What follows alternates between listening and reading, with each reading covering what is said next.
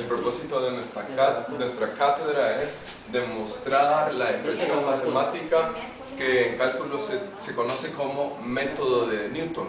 Esta expresión es parte de un proceso iterativo que nos permite calcular el número real de una función f de x para el cual f de r es igual a 0, lo que significa que cuando la función intersecta al eje de las x, tenemos ahí un número real y ese número es r.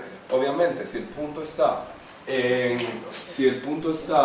en el eje de las abscisas, entonces f de r va a ser igual a 0, ¿verdad? ¿Qué es lo que necesitamos tomar en consideración para poder hacer esta demostración?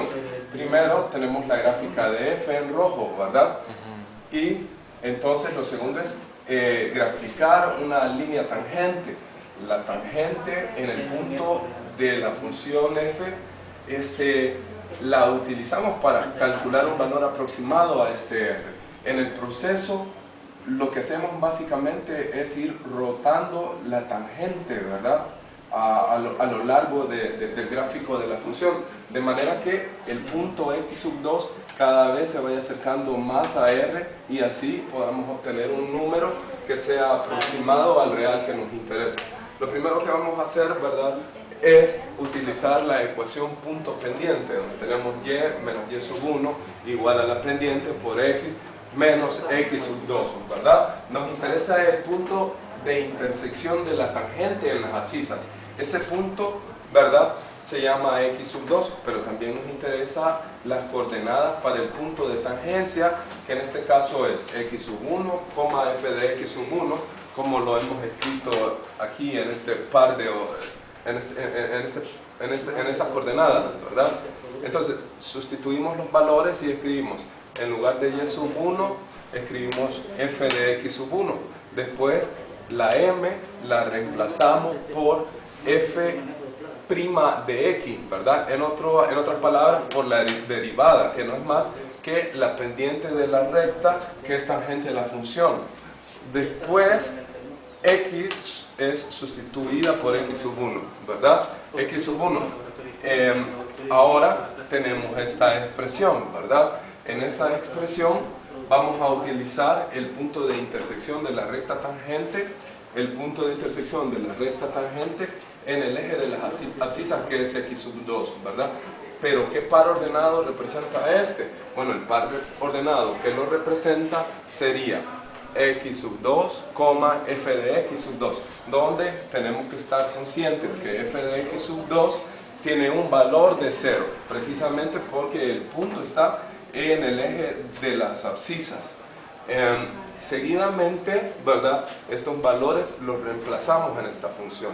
Así, esta y, ¿verdad?, se convierte en un valor 0, ¿verdad? F de x lo bajamos, se mantiene ahí, bajamos también f', que es la derivada de la función, y después este x lo sustituimos por x sub 2, así como está aquí en este par ordenado, ¿verdad? Y inmediatamente después escribimos x sub 1 como lo representa la expresión matemática que en este momento estoy señalando con esa flechita, ¿verdad? ¿Qué más podríamos hacer? Bueno, lo siguiente es sustituir, o mejor dicho, aislar x sub 2.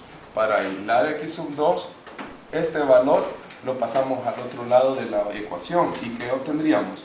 X sub 2 menos x sub 1 igual a negativo de f de x sub 1, eso dividido entre la derivada de la función. Dividido entre la derivada de la función. Pero como el valor que nos interesa, ¿verdad?, es x sub 2, porque x sub 1 obviamente lo tenemos, ¿verdad? Entonces aislamos x sub 2, ¿verdad? O x sub 2, esta x sub 1 pasa al otro lado, se convierte en negativo y esta expresión se conserva, ¿verdad? Se convierte x sub 1 positivo y esta fracción o este racional se conserva, ¿verdad? Entonces vamos a tener f de x sub 1 sobre la derivada de f de x, ¿verdad?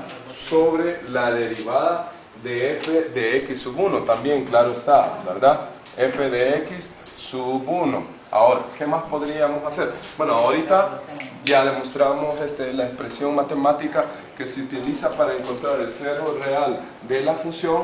Lo único que nos falta, ¿verdad?, es generalizar la expresión. Al generalizarla, estamos demostrando que se puede utilizar con diferentes funciones para calcular sus ceros reales, ¿verdad? Con el fin de generalizarla, vamos a llamar a x sub 1 x sub n, ¿verdad? Y a x sub 2 le vamos a llamar x sub n más 1. Ahora sustituimos esos valores allá y ¿qué vamos a obtener? Bueno, obtenemos la fórmula con la que tenemos que trabajar, ¿verdad? X sub n más 1 igual a x sub n menos, ¿verdad?, f de x, f evaluada en x sub 1, y eso dividido entre la derivada de x sub 1.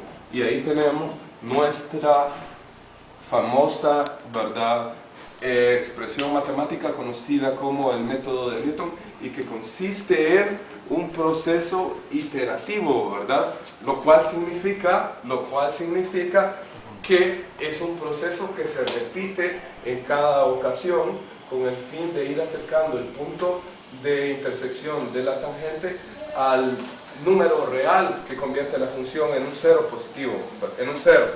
Entonces el propósito es, utilizando implícitamente la noción de límite, ¿verdad?, reducir esta distancia, de manera que al final x sub n más 1 llegue a ser un valor tan aproximado a este número real r que